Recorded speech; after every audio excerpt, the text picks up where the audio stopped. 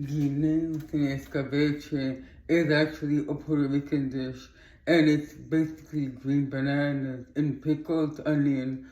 But the thing is, these green bananas aren't like your regular supermarket bananas. If you don't have a Latin supermarket near you, you can try this. So I'm going to start doing the pickled onion first.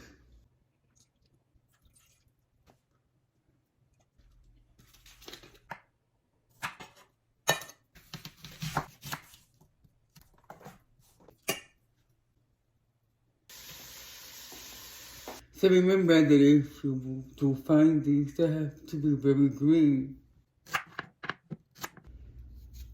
So I'm going to cover it and leave it for about 1 hour. Add some salt to the pot. I'm going to show you what these green bananas look like.